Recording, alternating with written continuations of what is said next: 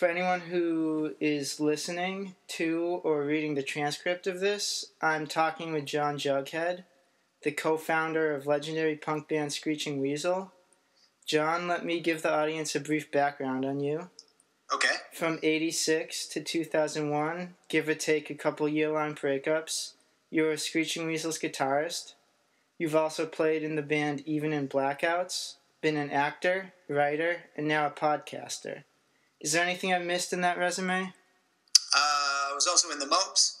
That's right, and the Lillingtons, too. Yeah, I toured with the Lillingtons and the Mangies, but I wouldn't really consider myself in those bands. But the Mopes was my band with Babbitt. When did you tour with, it's pronounced the Mangies? Yeah, it's different ways of pronouncing it. They actually were referring to like the mange of a dog, like the Mangies. A lot of people thought it was like manja because, they're Italian, but yeah. They thought it meant, sort of being rabid like a dog, so they called themselves the Mangies. Well, what's funny, turned into the Mangies mostly, yeah. What's funny is when you had Andrea, the singer, do one of your segments, he was saying he thought the Ramones were pronounced the Ramones with his Italian accent reading it. So I guess it works both ways. I always thought it was the Manges. Yeah, the Manges. I don't think they're actually even specific themselves. I think they realize that they didn't actually know the pronunciation, so they just go from like Mangies to Mangies to Mangies. And when did you play with them? I'd have to look at some history to remember that. It was when I toured Europe right after our House of Blues shows here in Chicago. So probably 2001-ish? Yeah, that's about it. Yeah, I went out and I met them all in the Spezia, their hometown, and I did like 3 or 4 shows with them there, and then a couple years later we did their first West Coast tour here in the States. I did that whole section for I think that was like 3 weeks. Cool. Yeah. All right. So I want to focus a lot of the interview on your podcast and what you've covered on that. But before we go into that, I have some questions about your earlier life. Sure. So there's an intriguing quote that you've made about your family. Quote, "I come from a family of black sheep. Friends told me that their parents said they should walk on the opposite side of the street while passing our house." Can you elaborate on your early life?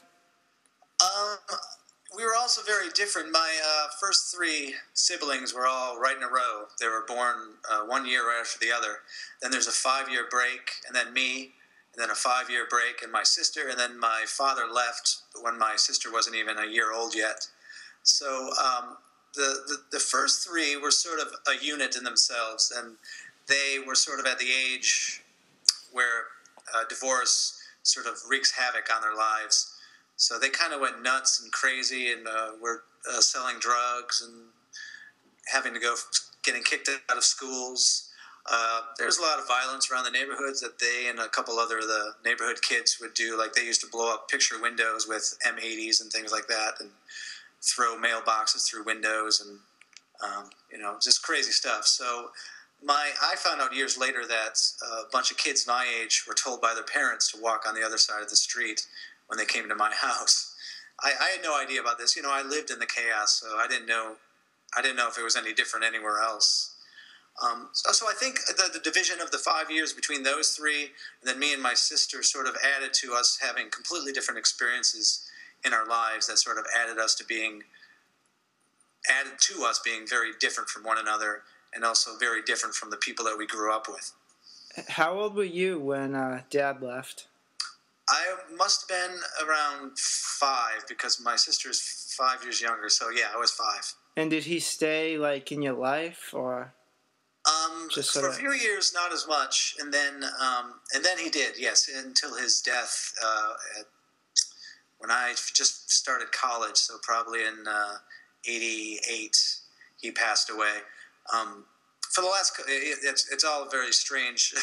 That whole situation is strange, and I'm working on a book eventually about it. But years later, he came to live back at home because he was sick and had cancer. And my mother and him, who were no longer speaking really, but she became, because she's a saint, became his nurse and sort of nursed him the last 2 years of his life. So I was much more in contact with him at the end again. Mm-hmm. And what did each of your parents do for work? Well, my father was an aluminum siding salesman, and my mother didn't have a career until he left. And then she was left with 5 kids, didn't even know how to drive, so she kind of had to learn a lot of stuff immediately.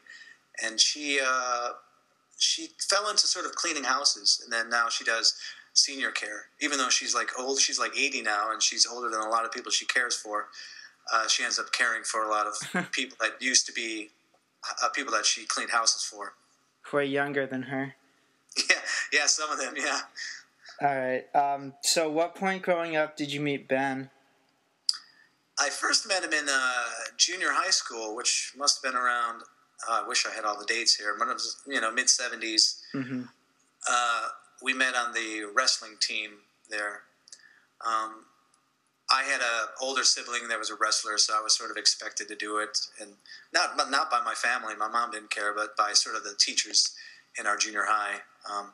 It's called River Trails, and Ben was sort of a troublemaker already, so his parents and the teachers made him do an after-school activity. So that's what we met on the wrestling team. And do you feel, because given like the way you said your brothers were, do you feel like you sort of were able to see him in a different way than a lot of other people who would just sort of write him off as some troublemaker? Yeah, I never really thought about that, but I think you're probably correct. Yeah, I never really was frightened of him or thought it was odd that the way he was. Years later, when I found out a lot of things he did, like run away and lived on his own, and then had to be hunted down by his family, and then sent to Maine to be restricted in I don't know what they call him, a sort of a, what would you call that, David? I know what you're talking about. It's the place where one of the Kennedy who ended up killing someone went. It's not quite a reform school exactly. It's a little more extreme than that, but yeah, I know some people have been sent to those, and from what I've heard, they're not. They don't sound very fun or productive, but yeah, that to me was extreme. I mean, I never had that in my family, but also I think his families were more proactive in trying to solve that problem, whereas my mom was too busy to really worry about it. There was just a school called STEP in Mount Prospect that if you got kicked out of high school, you would go to this school that was called STEP, and it was sort of the fuck-up school that all the kids all around the Chicago area, Chicago suburbs went to. The island of misfit toys, kind of, for school children. All right. Yeah, so I always learned sort of that, and I became my mama's boy, because I was the only one that she had. And rebellion for me became not, very different from what it was from them or from what even Ben experienced. Yeah. And then you formed the band in '86. How old were you at that time? I was born in '67. So you just gotten out of high school, I guess. Yeah, I graduated in '85, so I think I spent sort of like a year in limbo. Mm-hmm.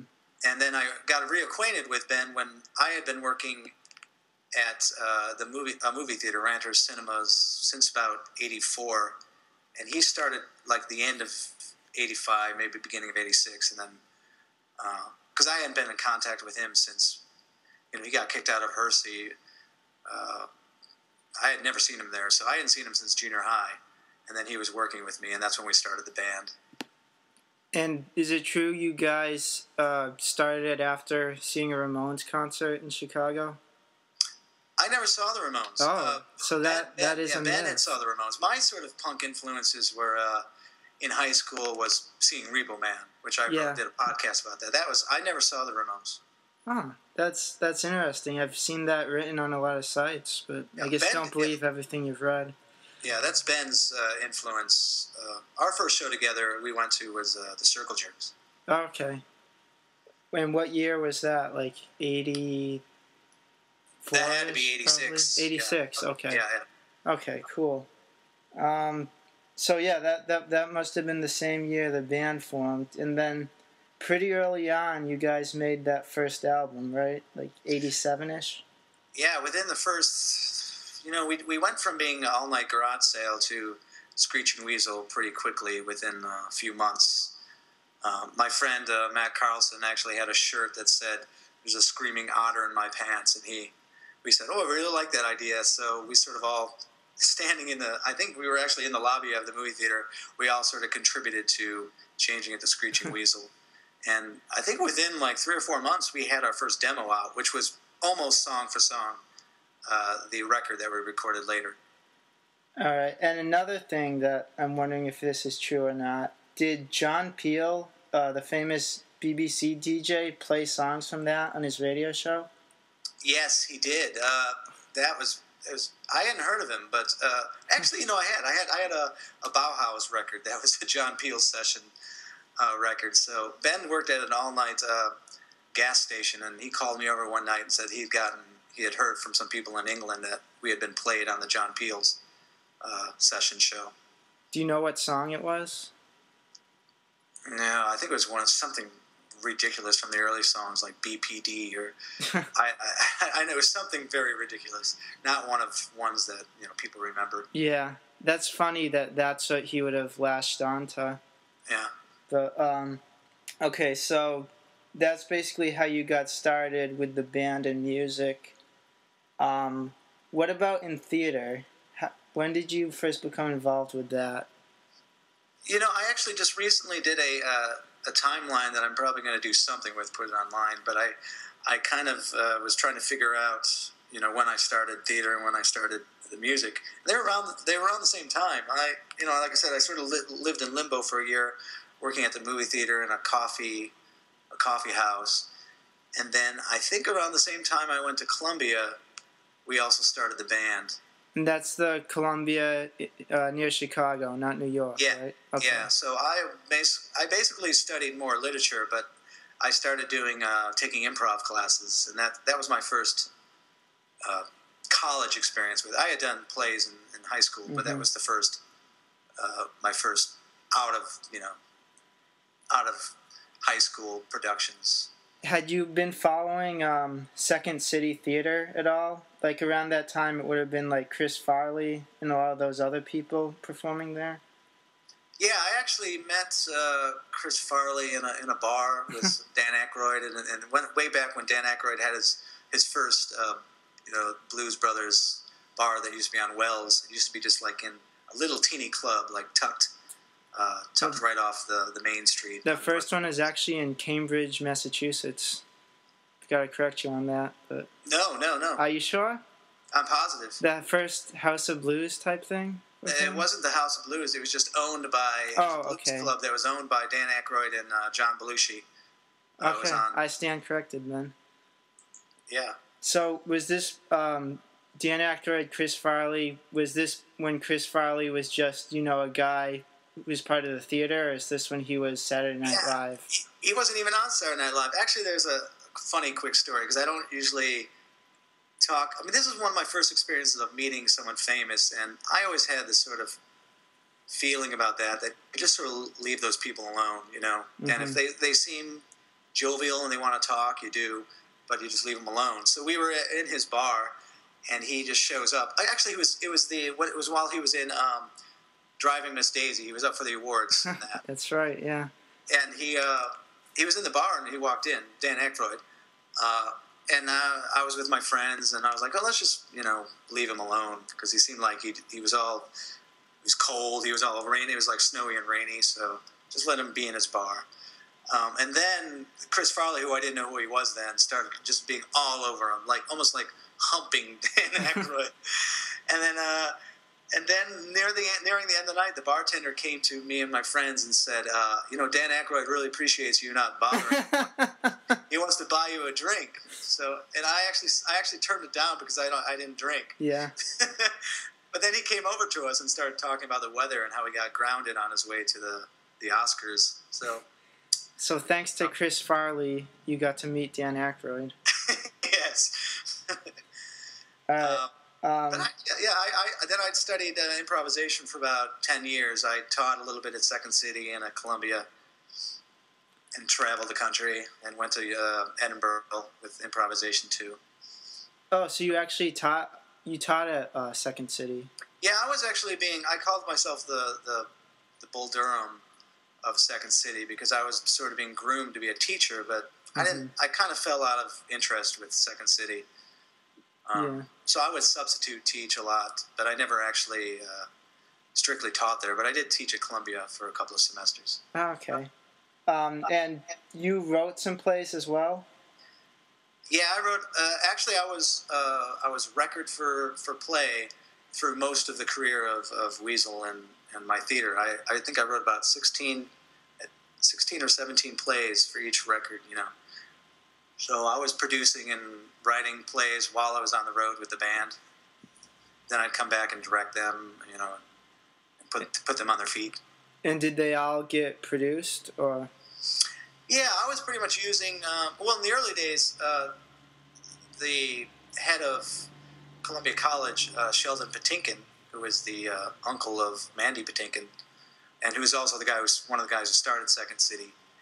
He sort of was grooming me for playwriting, so he let me do the first couple for free at Columbia. But then once Screeching Weasel started making money, I would pour all that money into producing the plays. So from the beginning, I was producing my own. I never had somebody else produce them. Yeah, DIY. All right, so let's talk about the podcast now that we have some of your background.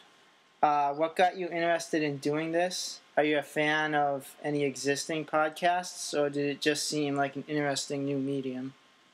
I actually became more aware of podcasts after I started doing the podcast. My girlfriend Paige and I were talking about my relationship with this other actor named Eric T. Roth, and that we sort of had a fun sort of rapport with each other. So Paige and I were talking, and she suggested that we actually start a podcast. And I was like, oh, yeah, that seems like a neat idea. So it was pretty much that simple. And the first one, the Whole in 30 Days, was based on the Neo Futures, which is a theater company I'm a part of, where you pretty much write plays and document your life instead of fictional characters. So I kind of wanted to base it on that idea.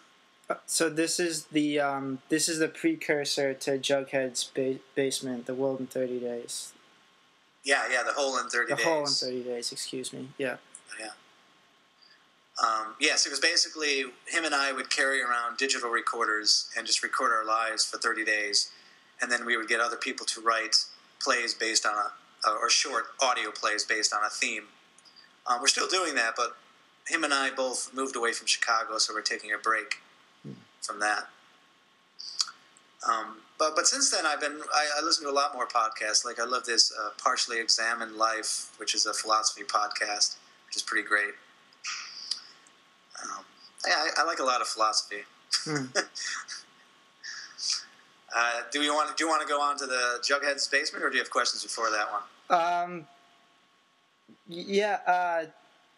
Not necessarily a podcast, but I'm wondering if you're familiar with an old NPR segment called The Best Song in the World Today. No, I've never heard of that. The Best Song in the World Today. Oh.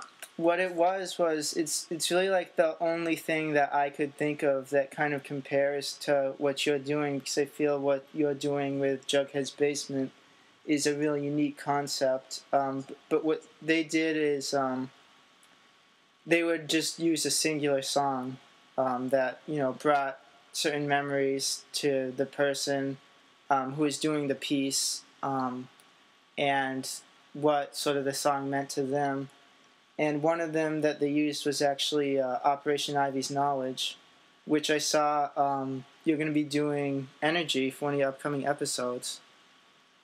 Yeah, that's good to know. Maybe I'll search that out. Yeah, it's a really cool piece. I'll send you the link to it. Yeah, that would be great. But so the whole idea to basically make a show to not have just one person commenting on an album or one person commenting on a song, but to have different people commenting on each track of the album. How'd you come up with that idea? I'll give you a little backstory on that. I I got asked by AMP magazine, AMP magazine, to host. They have this thing on Facebook where they basically have you host their page for an evening. And supposedly when I did it, they had the most responses and people asking questions. I had a really great time, and I sort of planned it out for 2 days. So they thought it was pretty great. And during that is when, he's like my producer now. He'd hate it if I couldn't remember his name. Well, here, edit this out. Let me find his name. All right.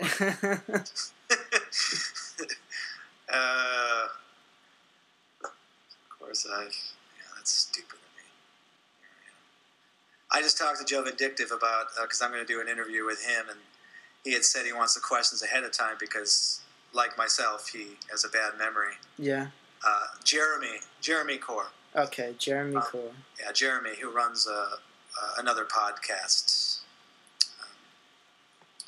And he had actually been actually watching the show that night on Facebook. And he said, hey, why don't you actually start a real, radio show? They had this, I guess they bought enough time for their podcast that they wanted to offer it up to local musicians and anybody else who wanted to start a program. So I said yes to that. And then it was up to me to sort of come up with the concept of it. And like everything I do, I don't like to do it easily. I could have just done a live show and interviewed people, but I wanted to do something strange, something that incorporated using a lot of the writers and performers I know. And I've always loved the idea of explaining or exploring lyrics, which I don't think is done enough. So I love the idea of getting a bunch of people who are influenced by specific records and getting them to write about their own lives in relation to that, a specific song on that record. So that's basically how the structure took place. And why'd you choose Repo Man for the first episode? I wanted to start with, it's going to start with punk, and then it's going to go into more diverse directions. But I thought about where my punk influences came from, and Repo Man was definitely the first thing that just blew my mind. I knew some bands already, I knew the Ramones and Wire and a lot of, Sex Pistols, of course. But when I went to go see that movie when it came out, it blew my mind. I'd never heard of like the Circle Jerks or any of those Southern California bands, the hardcore bands, Black Flag. So it sort of blew my mind. One of the segments you had Mike Watt of the Minutemen talking about the Fear song "Let's Have a War." Yes. And I'd never made this connection before, but what Lee Ving did in Fear, you've seen Decline of Western Civilization before? Yeah. Yes. In the beginning where he's like making fun of the crowd and they're all getting angry and trying to get up on stage and fight him. Mike referred to it as sort of stand-up comedy. What hit me is it's sort of the same like crowd baiting type thing that Screeching Weasel would become known for. Yeah. Ben was actually a very big fan of people like Lee Ving and what's his name, Tesla V, the guy from Meatmen. Mm-hmm. Is that his name, Tesla? Tesla V? Yeah, something like that. I'm so bad at names. So yeah, it's definitely linked to those guys. That was Tesco. Tesco V is his name. But Ben was definitely influenced by those sort of people. And I always used to call him the Don Rickles of punk rock because Ben we used or to Lee? watch. Huh? Ben or Lee? Ben. Okay. We used to watch a lot of George Carlin stand up, and it just made sense that was sort of his going to be his persona on stage, and it sort of helped him deal with his anxiety of being on stage. The more he talked and the more he sort of lived in his anger, the less anxious he would feel. Mm-hmm. Well, one of the other things from that episode, speaking of, you were talking about sort of what you sort of saw as like punk music before seeing Repo Man.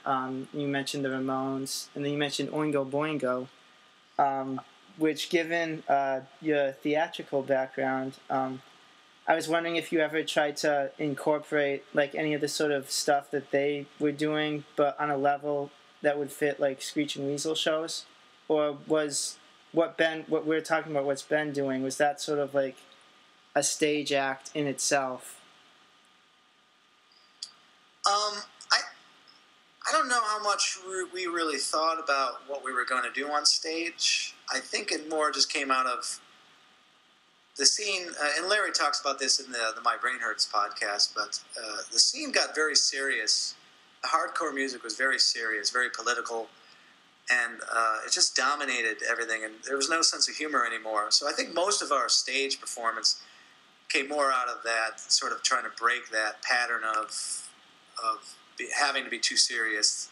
It became laughable being so serious. You know how something can be so serious sometimes that you just laugh at it. Yeah.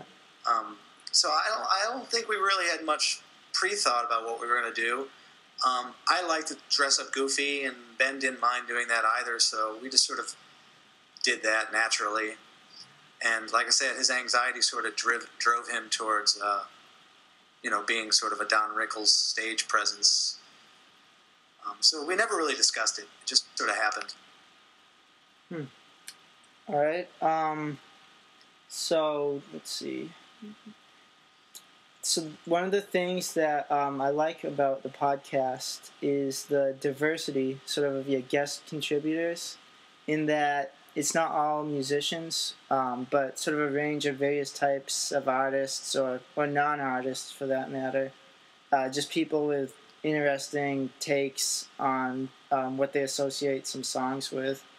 Was that like a conscious effort by you? Like you said, you wanted to try to involve more of the people sort of in your crowd, as well as sort of musicians there? Or had you intended it to sort of be one or the other, or what? No, you're exactly right. I wanted it to be all of that. In some ways, the podcasts have been my way of lately, as I get older. I used to really be into separating out my personalities, not like in a psychotic way, but I had the Jughead personality, and I had Ian Pierce. Yeah, I had Ian Pierce, the writer, but I also had John Pearson, the neo-futurist performer, who was more me. And then I became, I actually got fairly popular in all three of them, but no one knew who I was the other one. So, in my age now, I wanted to be more of a cohesive whole. So I thought of these podcasts of bringing all of my influences and the friends I had from the different scenes together. And records are the best way to do it, because everyone is influenced by one record or another. Not even just punk, but I'm going to start doing Tom Waits, and people want me to do Weird Al, which wasn't really an influence for me, but surprisingly an influence for a lot of people I know. So it's going to stretch out in many different directions, but I'll always have probably a punk record every other one. Yeah, one of the people that I thought was a great guest was Kyle Kinane, the stand-up comedian. Yeah. I guess how long have you known him for? He's from Chicago, right? Yeah, I didn't know him when he was here. Sadly, I didn't meet him until he moved to California. My friend Pam is an agent for CCA, like one of the largest agencies in the world, and she helps out with the. Once again, don't know the name of the festival. There's a Chicago festival. It's actually Riot Fest. What? Riot Fest. No, comedy festival. Oh, comedy Just for festival. Laughs. Just for Laughs festival. And she was coming to town from California, and I met Kyle there. And she had said that he was a big Weasel fan, and we just got talking, and we got along pretty well. And then the next year, he opened up for Patton Oswalt, and I wrote an article about that night going to the show with Paige, and that just sort of opened up a communication between me and him, and I just approached him about being on the My Brain Hurts record, and he joyfully agreed. All right. Well, that's a good segue into the My Brain Hurts episode. So one of the cool things about that was, in addition to putting out the episode with each contributor's thoughts on each song, you also put out extended interviews that you did with all of the core band members besides Ben and the album's co-producer Larry Livermore. So had you been in touch with all those guys, or did you reconnect with them for this? That's a good question. Larry, actually, out of all of them, I have been in contact with because he's always on the email and the Facebook and stuff. So I've been in contact with him. Panic, I sort of fell out, not like emotionally fell out or in any arguments, just since I stopped doing the royalties for the band. That's when I used to keep track of everybody, is I would send out all the royalties to anyone who had ever been in the band. So I knew where everyone was. But that had stopped a couple of years ago, so I lost track of him. And I just emailed him, and he was up for it. He hardly does interview. He hates it, but he seems to do the things that I advise, so I was very happy that he did it. Yeah, that was great, because I'd never seen him interviewed before for print or on a podcast or a radio show from way back when or anything like that. And it seemed like in the 90s and early 2000s, he was drumming for about 10 or so different bands, and then in the last decade just sort of disappeared. So that was great to hear from him for the first time. So him and I have always been fine, but it was good to talk to him. I hadn't talked to him in, like I said, quite a while. Vapid, on the other hand, we had sort of had a falling out when the whole reforming of the Weasel without me knowing happened. Him and I sort of had a stupid argument, and we hadn't talked. And then when that whole thing fell out with him and Ben, I felt bad for him because I knew it was going to happen. And recently, to do this interview, I sort of used that as a way to apologize to him, and hopefully he would accept it. And he did, and we both started talking again, which, those little things that hang over your head, those weights, at least one of them went away when he agreed to do the interview. Yeah, that's good to hear. Yeah. It must have been, was it the Panic one where he talked about going to a Guitar Center and getting in a fight with the employee because he said he didn't like the drummer from Rush? Yeah, Neil Peart.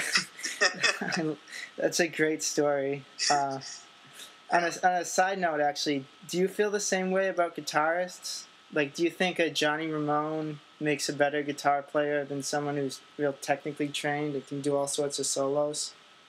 I do not, and even in that interview of Panic, you do sort of get the idea that he respects someone like Neil Peart. It's just, right, yeah. It's like sort of the punk instinct to rebel against that because it's so complicated, and it just, there's none of that beautiful simplicity that you get from someone like the Ramones. But I'm the same way. I don't really consider myself a guitarist. I'm sort of an uber artist. And guitar is just one of the things I do. I don't claim to be really great at it, so I don't have a lot of opinions about other guitarists. Only ones that I see live and that I think are amazing. That ranges from Brian May from Queen to Lint, Tim Armstrong from Operation Ivy. I really have to sort of see a musician before I can comment on their playing. Have you seen Tim play lately at all? No, but we were the first ones that brought them to Operation Ivy to Chicago, and I had never seen them before. Well, no one had, actually. And we did a basement show, and I just thought he was incredible. Also, he plays lefty. Yep. So it was fascinating to watch him play, and I actually learned a lot about how to loosen up more as a guitarist from watching him. But I've not talked to him since. I think Ben and him had a big disagreement. Yeah, I had a question about that, but I'll save it for when it fits in. I think that kind of ruined any relationship I could have had with them. I'm trying to get one of them, Matt Freeman. Yeah, Matt or Tim, to be on the Operation Ivy podcast, but I don't know if they will. Their current drummer, Brett, the guy who replaced, or not Brett, Brandon, the guy who replaced Brett, he's a guy who tweets all the time, really nice to fans. And I'd imagine he's an Operation Ivy fan and sort of has insight on both the bands. I'm sure you could get him to do that. Yeah, I'd love to. I mean, if you have any kind of contact information. Yeah, I'll send you along. I talked to Jesse who used to be in the band Blatz, and he still talks to them. So he emailed Matt for me, but I really don't know how they feel about me. And yeah, anyway, I was asking just because Tim sort of does very minimal guitar playing now. It's a lot of he'll be up there, and then Lars will be playing all the songs, and he'll sort of be singing along and occasionally strumming, but it's sort of become almost like a meme, if you will, as of late, that, you'll go see Rancid, and then you'll see Tim sort of like pretend to play his guitar, even though he's this great guitar player who did all the stuff for the Operation Ivy albums. Yeah, that's bizarre. I actually have never really followed Rancid. Even though I like the music, I think at that point I started absorbing more theater and a little less music, so I never really learned much about them. But it's a shame that if he's not playing, because I think he's one of the best. Yeah, no doubt. I have another question regarding them, but I'll get back to it later. Okay. So back to the My Brain Hurts episode, you're saying actually Larry was the one who you'd sort of stayed in touch with the most, which surprised me, because when I interviewed him, he was saying that one of the thing that finally convinced him to leave Lookout was a lawsuit over owed money between the record label and Screeching Weasel, and it just sounded like a huge point of stress for him, and he seemed to consider it sort of like without merit. And I just wanted sort of your take on sort of the band side of that, or how you feel about it, however many years later on. It was a very complicated issue, and it never came to any kind of legal, nothing, no court ever actually happened over that, but they actually pursued that, and I think Ben sort of printed a fax that he got from Larry and MRR that talks about them trying to sue us, and then it blew up in their faces eventually.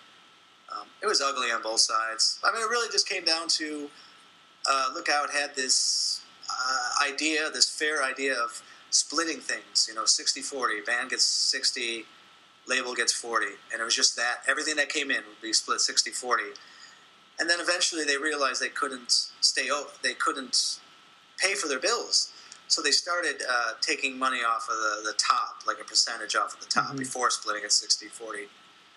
But not really informing the bands. And that's where it kind of got out of control. And was this when Larry had already started to have less and less interest in the label and was leaving it up more to like Chris and the other people there? I think when a lot of the bands rebelled against what he was doing there, I think that's when he lost interest. I think they line up about exactly the same moment. Okay. They really had to do it with each other. Okay. So how quickly did you guys become friends again? You and Larry? I would never say friends. We just chat, Friendly acquaintances. It was never any bad blood like it is between him and Ben? No, because I'm not as aggressive in print, and yeah. I even wrote about it in my book, Weasels in a Box, that he has more of a stronger attitude and a right and wrong, whereas I'm more gray. So I tend not to get involved in those. And those guys love that. They love hating each other. They love making up. It's all part of their shtick. Yeah, I mean, I was shocked. They had for a while, when Ben was doing his solo stuff, they were friendly again after he'd written that song where he calls him all these horrible things like a pedophile, but I guess he's got thick skin. Larry, yeah, he's also, super intelligent, so he's not going to make decisions based on just his emotional reaction to somebody. He's going to think about, weigh the options of how it helps him or if it hurts him. Yeah. So he thinks on more complicated levels. Yeah, I'm curious about the album's other producer, Andy Ernst. One of the things that Larry said about him was before doing the first Green Day record, he was producing a lot of hip-hop and classic rock albums. Right. And he didn't seem to think much of that whole 90s punk explosion, which seems weird to me because he's now so synonymous with it. So what was the band's relationship with him like? Did he seem to sort of get what you guys were doing, or just hit the record button and make sure everything was working right? Really, David, it was sort of like a whirlwind. We went in, we were very prepared, we played all the songs, we joked with him. I hardly even remember him. Someone asked me why I didn't get him to do an interview. And I think that was me, actually. Was that you? On the pop punk message board? Oh, yeah. Yeah. And I said, I barely even remember, even him being there. So it didn't make much sense to me in I didn't think I'd have good questions for him. Yeah. But he was a good guy. I mean, he seemed like just sort of straight-laced engineer guy, and he did his job. I don't think he produced it in any way, Mm-hmm. I mean, most of the producing had always been me and Ben. Mm-hmm. So yeah, I don't think that. I think he just sort of did the dials for us. It's funny too, because throughout like the 90s and 2000s, I don't know if it was just because people would go to him after hearing all this stuff that he'd done, but almost everything, it was like AFI and all the other like Bay Area punk bands that sort of came in the wake of Green Day and had their own sort of success. Like, he did a lot of those albums, so to think that he wasn't really interested in it, it just sort of makes me laugh. Yeah, but that's sort of like, once again, I'm not good at names, but the producer of the Beatles. Phil Spector? No, the engineer's name. That guy only did classical music before the Beatles. I'm going to look it up just because... All right, I'll give you a second to find it. I'm curious myself now. Is it George Martin? Yeah, George Martin. Okay, George Martin never did rock music before until the Beatles. He was always doing classical music. And that's sort of what changed their whole... Mostly it affected Paul McCartney. That's where the rift between those two started happening, because Paul McCartney was really into the George Martin classical music version of it, and Lennon just wanted to do raw, songs. So. Mm-hmm. But that sort of idea has been... So my point is that idea has been around for quite a while. Okay. And then the other guy that actually I think I asked you about on the message board was Dave Naked, who... let's see, that would have been the only album of you guys that he played on. Is that right? That is correct, yes. And he was in the band for about a year, give or take? Yeah. He was a good guy, but he was Panic's friend. Mm-hmm. But he never really jived with the band. He was just sort of there. And it just kind of... He joined the Gorgor Girls after Ben and I stopped playing Weasel. We started a band called Gorgor Girls. Mm-hmm. And he was in that. And then when that broke up, we had been in conversations with Vapid already. And at that time it was Vermin. But there was trouble with him, so we got Panic. So we wanted to go back to a 4-piece, and we knew what we wanted. Oh, no, that was... Wait a minute. Back up. No, oh, yeah, so that's... Yeah, no, so, yeah, you're right. He was there for that record. Dave Lally is his real name. Dave Naked was there for My Brain Hurts, and then after that, yeah, what I had said follows. He just did. It seemed like a fifth wheel, and mm-hmm. It didn't groove as well with him. So we just went back to a 4-piece. So do you feel if Vapid had done the bass parts on My Brain Hurts, it wouldn't have been any different? Like, did Dave sort of bring anything that made that album sort of stand out for you at all?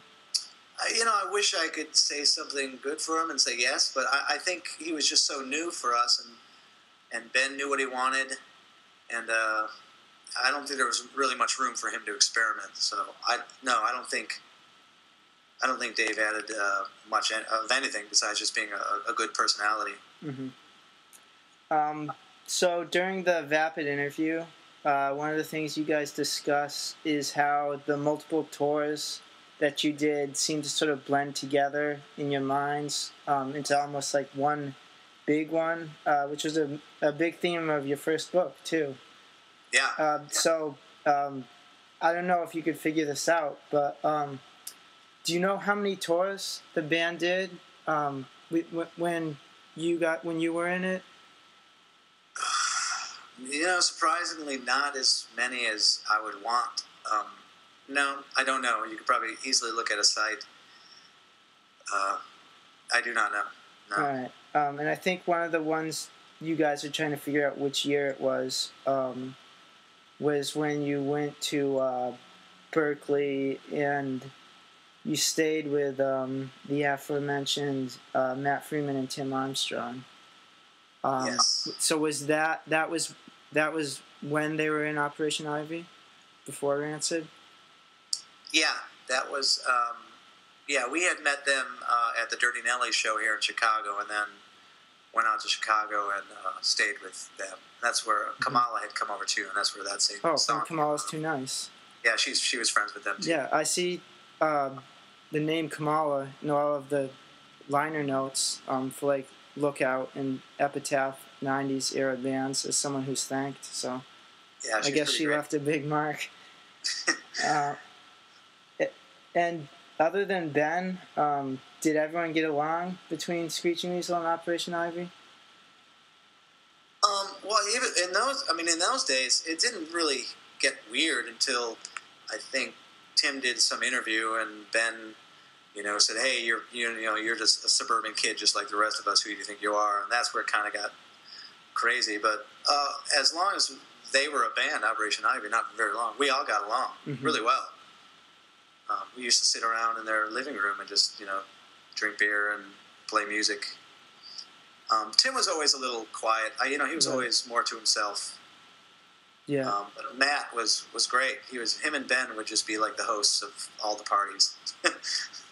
And then Jesse was I always got along with Jesse too, but he also was kind of a quiet person too that would hide out a lot. Yeah. What about what was the drummer? Dave Mello. It was kind of strange. Matt was probably the most outgoing, the extrovert of all of them. Mm-hmm. Dave Mello would always be there, sort of just hanging out with everybody, but I never even got to know him. I just wanted to figure out then I guess there's a point where Screeching Weasel wanted to sign to Epitaph, and then Rancid said they'd leave the label if that happened. Is this a true story? Or? Yeah, it is. And I got it secondhand from Ben talking to Brett, right? Yeah, Brett runs. Mr. Brett from Epitaph Records. Okay. Yes, that's what had been. And this was because Tim and Ben didn't really appreciate each other. Yeah. I think it was about what I had said. There was an article where I think Tim. This is all secondhand, but right. It seemed like it was about Tim talked about being on the streets, and Ben sort of questioned his punk creds, and then it just sort of flared up between the two. I mean, from what I've read, the guy became pretty badly addicted to drugs, and like some of the songs he wrote, like Salvation and stuff, were about when he was living basically homeless at like Salvation Army type places. So for whatever it's worth, I mean, the just because he came from the suburbs or whatever doesn't mean that he didn't sort of live that life at some point or not. But I don't disagree with you. That's why I said I don't really know I always stayed out of that. Yeah. My memories of him are always pretty good. Right. Yeah. No, it's just I really liked him. It's fascinating to me because to me, like hearing about Screeching Weasel's interaction with like the guys in Operation Ivy and Rancid, I like hearing from people, country music fans who hear about like Elvis meeting Johnny Cash or whatnot. So I don't think I ever witnessed that period of time. I don't know if it came after Operation Ivy or what, but to me he was just this skater kid that used to just play a great guitar and used to be on a skateboard all the time. So I don't know. I didn't experience any of that drug or homelessness. Yeah. Well, let's get back to the podcast. So you've mentioned that some of the upcoming episodes, there's going to be a Minuteman episode, an Operation Ivy episode, a Tom Waits episode, and is there going to be a Weird Al episode? In the future, yeah. There's I don't know yet what's after the ones that I've just named. And you've said Joey Vindictive is going to do a piece on one of the upcoming ones. Which one is that? Actually, that's going to be separate. I'm doing that for AMP magazine. I'm doing a Skype interview with Joey about the resurgence of the Vindictives. How long have you been doing stuff for AMP?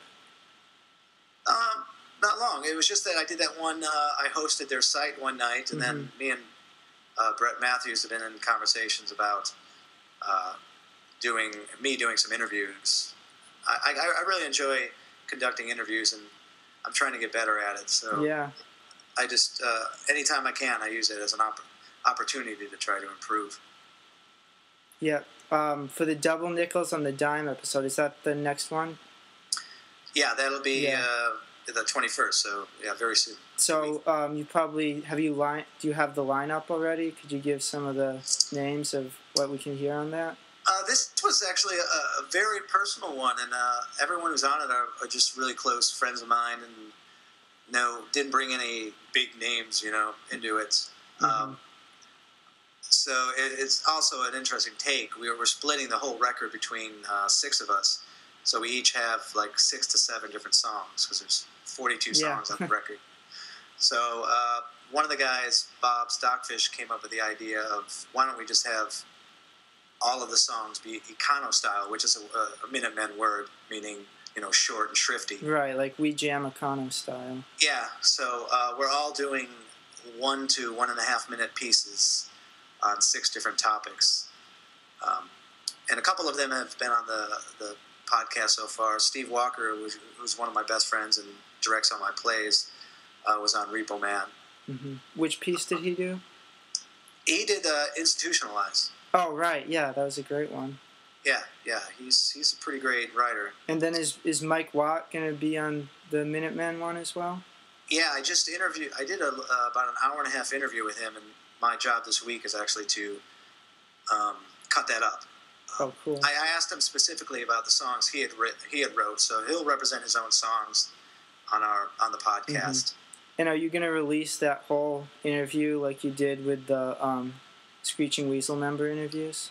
Yeah, I'm pretty sure I will. That'll be good. It's long. So my one thing about Mike, which I actually am writing a piece about, I couldn't break it because I'm not a good enough interviewer yet, but he does, since he's been talking about the band for so many years, he falls into a pattern of what he knows what he's going to say. So you think you might have got him something on some new information, and then you go back and read like a book or some older articles, and he almost word for word says what he had said before. Well, I think there's 2 different documentaries. One of them I know is American Hardcore, and I can't remember what the other one is, where he gives the interviewer the same tour around San Pedro in his van that he does to the interviewer for the other movie. Yeah, you're right. Yeah, you're right. I just saw that online because I love the movie, and then you're right. I saw that tour too. Was Mike familiar with you and your work at all? Not at all. Not at all.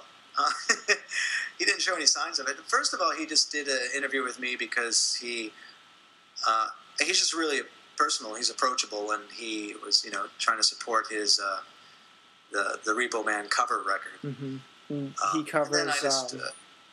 Let's Do a War by Fear.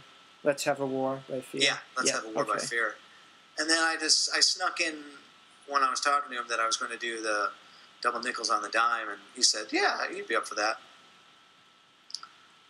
Cool, it's awesome. Yeah, I'm trying to get George Hurley now, but he doesn't like speaking, and Mike even said that he usually has to go by his house to actually talk to him. So I'm hunting him down,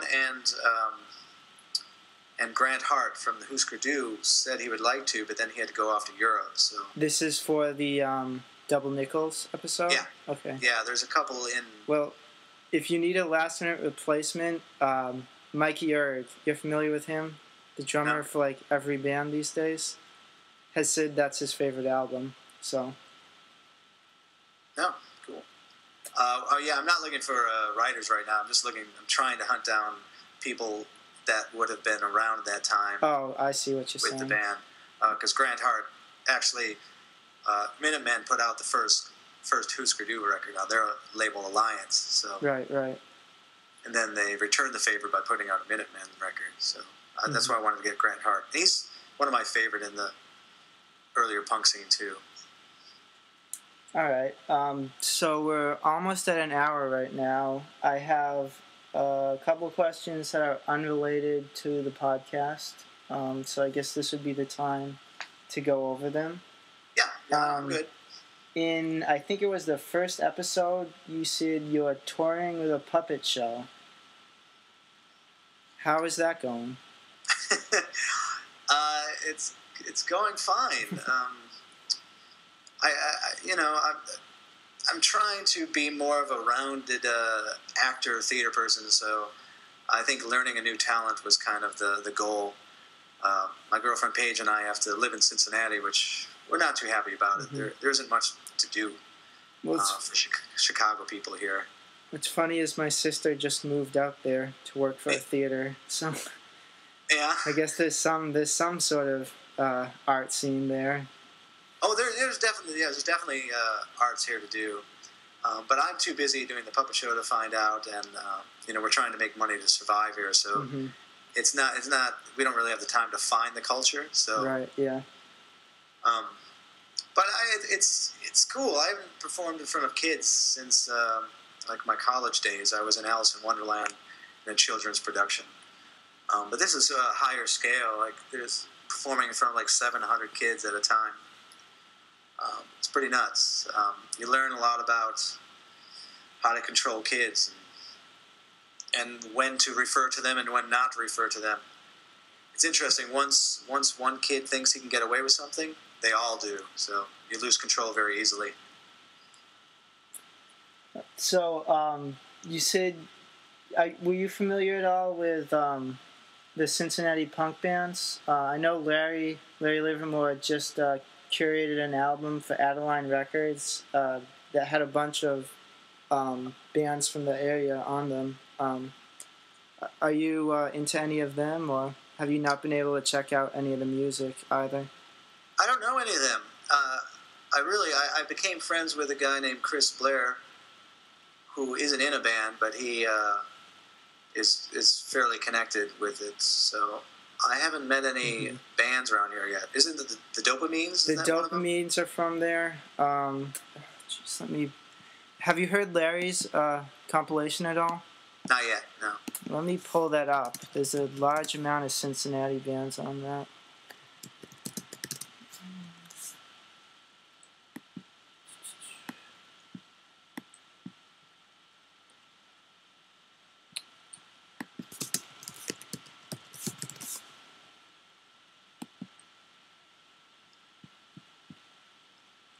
Alright, Dopamines, the mixtapes, they're from that area. The mixtape, I keep forgetting that. I really like those guys. I tried to contact them to get them involved with the podcast, and they showed interest, and then I think they got busy.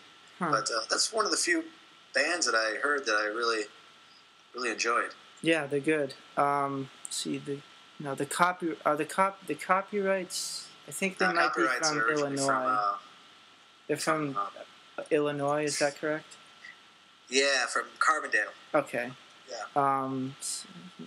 Vacation. Anyway, at least 4 or 5 of them of the 15 or of the 16 tracks are from that area.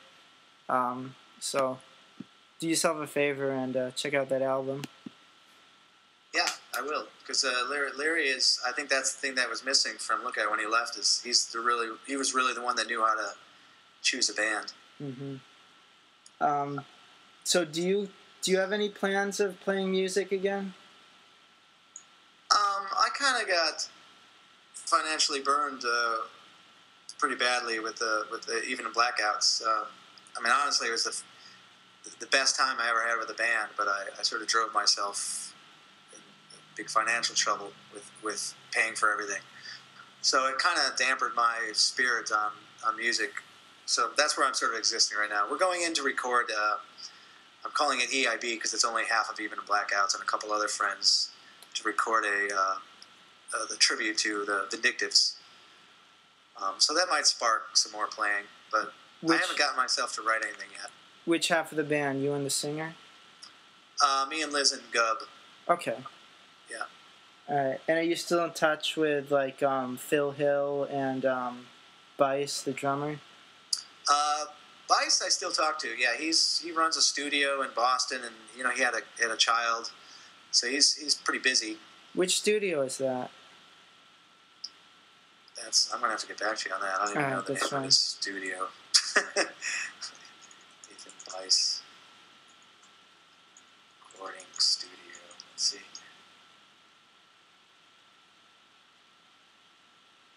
The Deadly Sins recorded at New Alliance Studios. Sounds familiar. Anyway, so that's it. New Alliance Studios, in Cambridge, Massachusetts. Okay, that's right.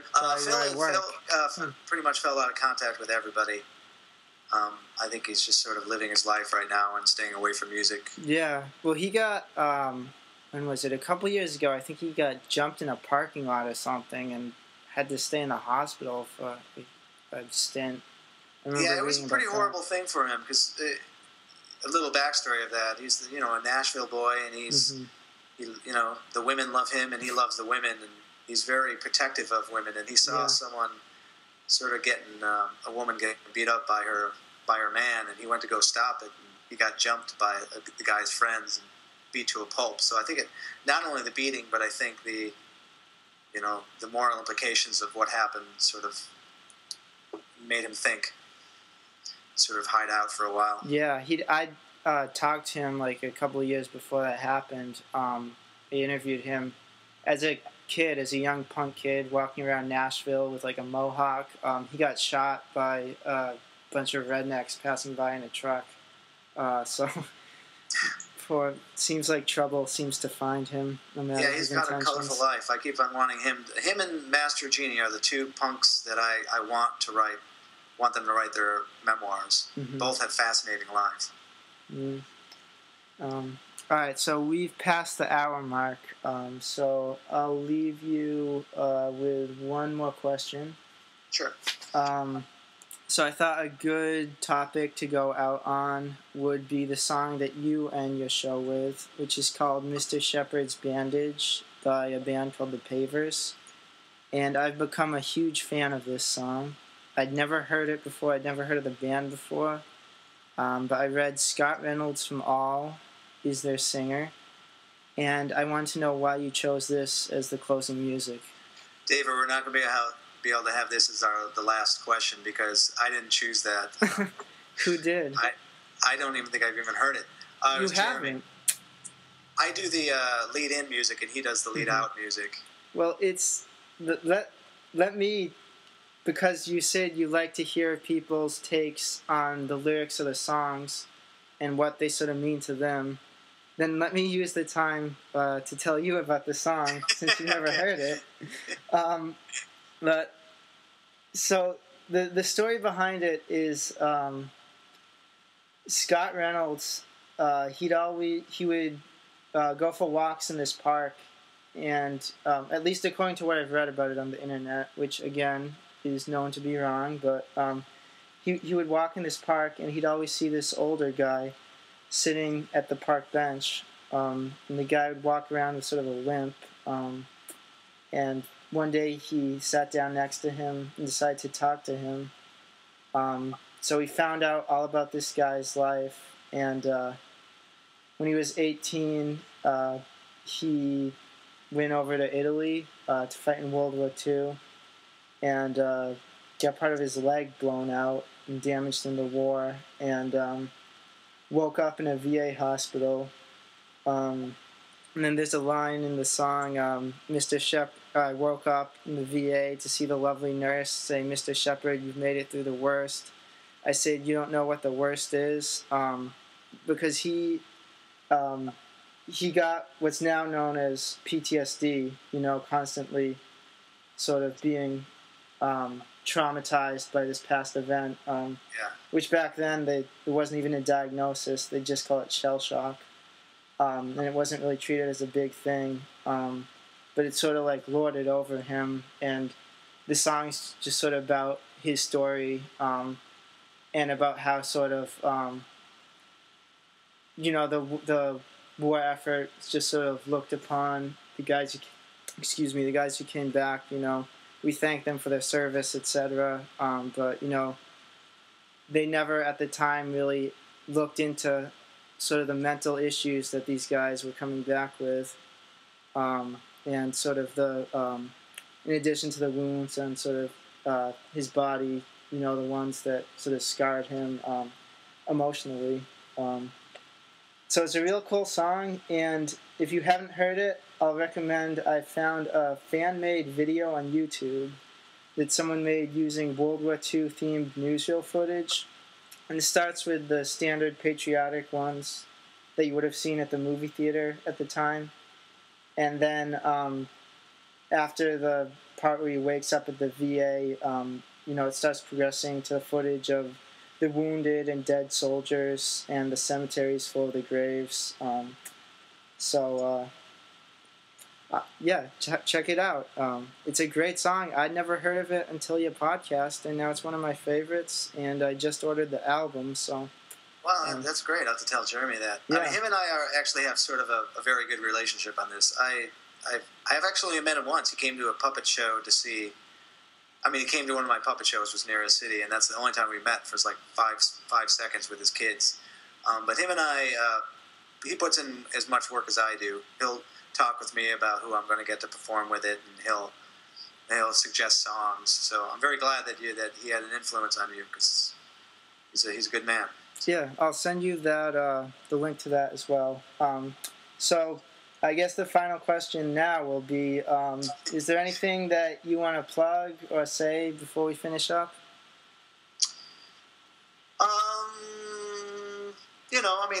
I have my own site, which is www.johnjugheadpearson.com. Trying to do my blogging a lot, trying to get all those memories out, and I have the Last Temptation of Clarence Oddbody novel based on It's a Wonderful Life. So. And people can find that on Amazon? Yeah, that's pretty easy to find out there. So that's what I'm pushing, because it's near Christmas, and it's a very dark interpretation of the original movie. The original movie being It's a Wonderful Life? Yes. Okay, great. I'll make sure to read that.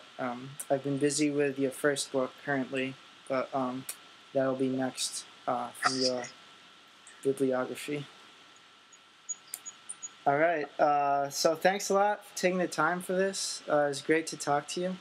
Yeah, thank you, David. Like I was telling a friend the other day, if your favorite band's like Led Zeppelin, you're not going to get a chance to talk online through Skype with Jimmy Page, but this is the advantage to liking bands like Screeching Weasel. So thanks a lot for everything. That's the thing about Mike Watt, too, with Minutemen. I really admire that.